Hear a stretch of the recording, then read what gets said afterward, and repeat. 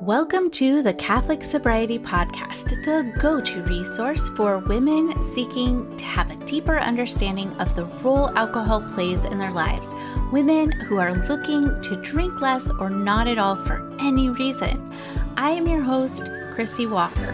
I'm a wife, mom, and a joy-filled Catholic, and I am the Catholic Sobriety Coach, and I am so glad you're here.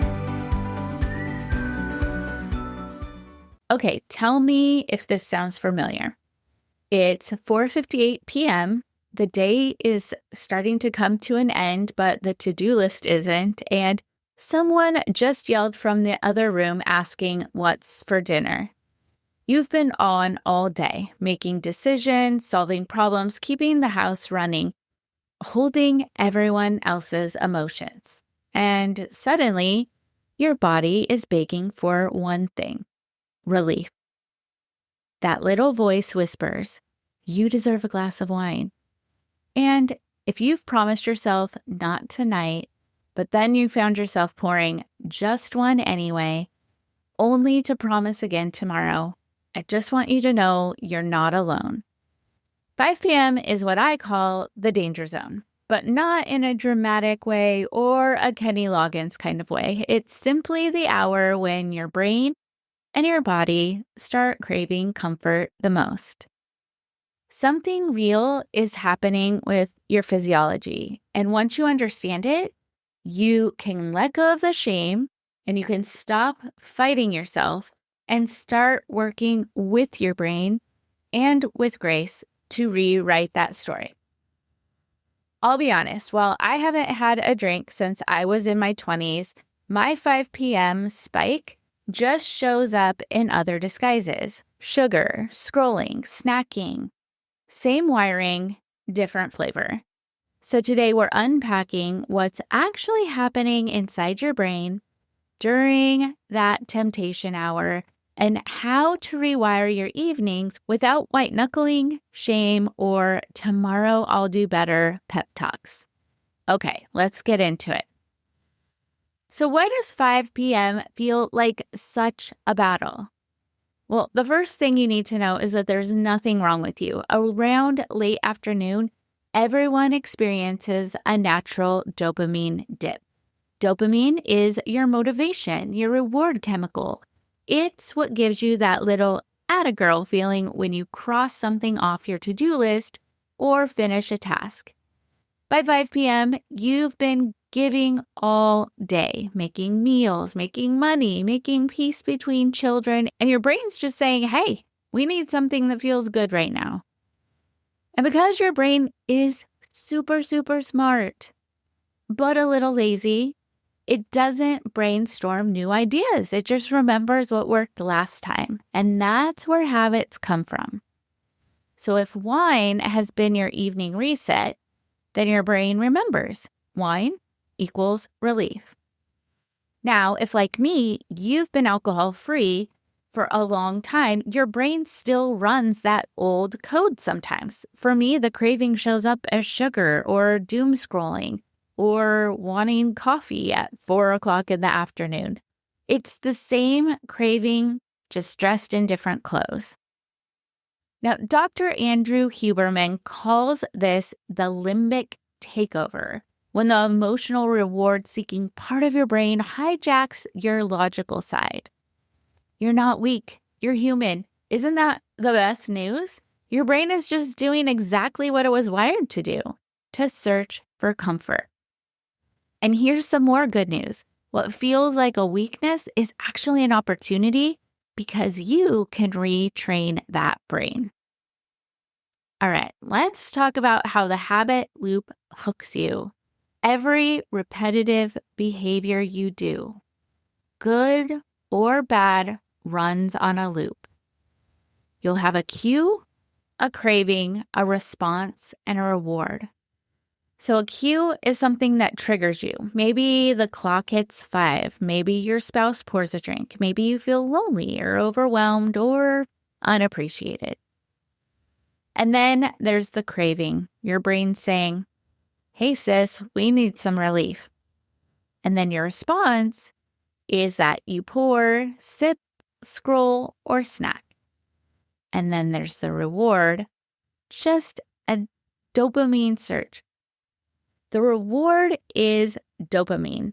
And if you're doing something like scrolling or snacking or getting sugar, you're going to get a little spike or surge of dopamine. But if you consume alcohol, you are going to get a ginormous firework dopamine spike, which I'm sorry to say is short-lived. And that's part of the reason that you keep chasing that buzz all evening long. But with it, it does bring brief calm. Unfortunately, it can then bring guilt, fatigue, or anxiety. And here's what makes it tricky. The brain doesn't judge the reward. It just wants that quick relief feeling. But the more we follow that loop, the deeper the grooves become. Thankfully, your brain is plastic. Well, not literally plastic. It's neuroplasticity, which means your brain can change. And every time you pause instead of pouring or pray instead of grabbing, you are literally rewiring those neural pathways. Romans 12:2 wasn't just poetic, it's actually neuroscience in action. Be transformed by the renewal of your mind. You are renewing your mind and your wiring when you interrupt that loop. So the goal isn't to fight the craving, the goal is to redirect it. Now let's talk about faith meeting neuroscience. This is where things get really beautiful because God designed our brains to adapt and heal. He knew we would need grace in those gray areas, those moments when we're just not doing great, but we're still really trying.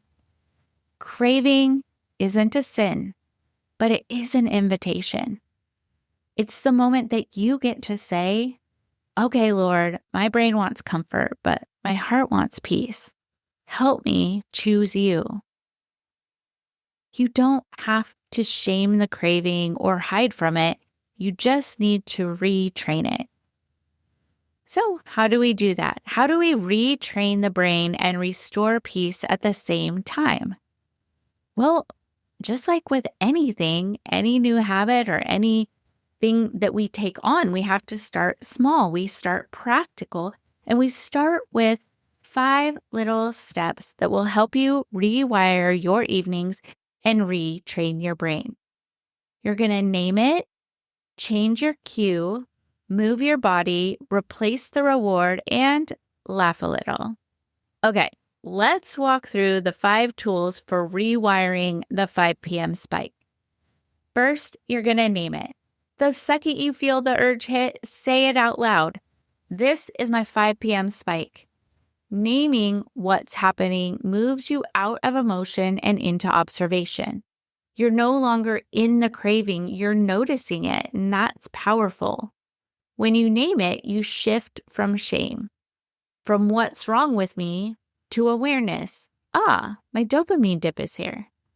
You can even add a little humor. Hello there, dopamine dip. I was wondering when you would show up. That one small line disarms the entire moment. You've already interrupted the loop. All right, let's talk about changing your cue because cues are sneaky little things.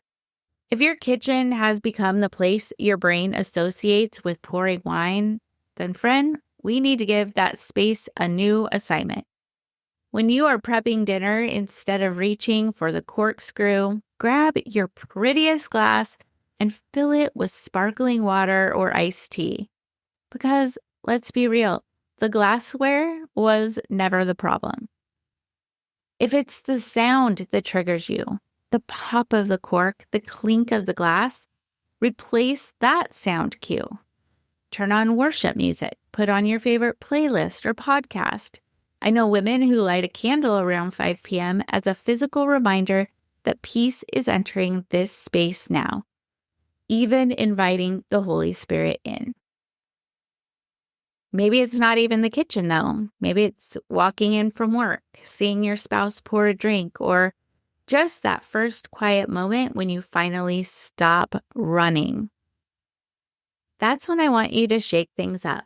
Move your bodies. Step outside on your porch for a couple minutes. Breathe deeply, stretch, change the environment so your body realizes we're not starting wine hour, we're starting peace hour. I call this confusing the craving. Your craving expects one thing. You surprise it with another. Sometimes I'll literally say out loud, "Okay, Lord, new rhythm here. Help me find you instead of the sugar." You're not running away from the craving. You're retraining your brain. And every time you change the cue, you strengthen that new peaceful pathway. The third tool is to move your body. Movement is medicine, physically, emotionally, and spiritually. When you move, even gently, your brain releases endorphins that calm anxiety and lower stress hormones. So when the 5 p.m. spike hits, try this. Walk outside, do 10 squats while waiting for the pasta to boil. Turn on a worship song and dance with your kids like it's 1999. They'll totally roll their eyes, but I've convinced myself they secretly love it. The goal isn't exercise, it's energy shift. You're telling your brain, we're not stuck, we're moving forward, and you'll feel the difference almost immediately. And then the fourth tool is to replace the reward. Your brain doesn't actually crave alcohol, it craves the feeling alcohol gives you: relief, connection, and comfort. So instead of trying to remove the reward, replace it. Maybe that's a mocktail ritual with fresh lime and mint. Maybe it's sitting outside with a devotional. Maybe it's texting a friend instead of pouring a drink. Give your brain a new story. One of my favorite neuroscience facts from Dr. Anna Lemke of Dopamine Nation is that discipline and joy are actually linked. Every time you delay gratification in favor of alignment, you build a deeper sense of happiness. So when you say no to the drink, you're not depriving yourself. You're training joy. And speaking of joy, my fifth tool is to laugh a little. Seriously, humor heals. When you feel that tension building, find a way to lighten it up. Watch a funny reel, but don't scroll too long. Call a friend who makes you laugh, or just laugh at the absurdity of it all. Sometimes I tell my cravings, nice try, but I've already brushed my teeth. And if all else fails, toast your sparkling water and say, cheers to adulting one more day without losing my peace. Because laughter releases dopamine too. It's your body's God-designed guilt-free reward system. If you can laugh, you can breathe. If you can breathe, you can choose. And if you can choose, you're already winning. Now, even after nearly 30 years without alcohol, my 5 p.m. spike still visits sometimes. These days, it just wears different clothes. Cookies, Instagram, just one more thing before bed. But now instead of fear, I feel awareness. I know that craving is just my brain's way of saying, we're tired and we want to feel okay. So I ask myself, what do you actually need? Because you don't need that. And then I smile and take a breath and remind myself, we don't need to escape at this moment. We need to invite God into it. That shift from avoidance to invitation is where freedom is. You don't have to fight your cravings forever. You just have to learn to see them as signals instead of shame. And friend, you can do this 5 p.m. at a time. If today's episode gave you hope or made you smile at your own 5 p.m. madness, come and join us inside the Sacred Sobriety Lab. We're practicing new evening rhythms that restore peace, joy, and connection. You'll find faith-based coaching, community, and women who get it, because freedom really does feel better than relief. To learn more, go to sacredsobrietylab.com. Keep choosing peace over pressure, one evening at a time. Well, that does it for this episode of the Catholic Sobriety Podcast. I hope you enjoyed this episode, and I would invite you to share it with a friend who might also get value from it as well. And make sure you subscribe so you don't miss a thing. I am the Catholic Sobriety Coach, and if you would like to learn how to work with me or learn more about the coaching that I offer, visit my website, thecatholicsobrietycoach.com. Follow me on Instagram at the Catholic Sobriety Coach. I look forward to speaking to you next time. And remember, I am here for you. I am praying for you. You are not alone.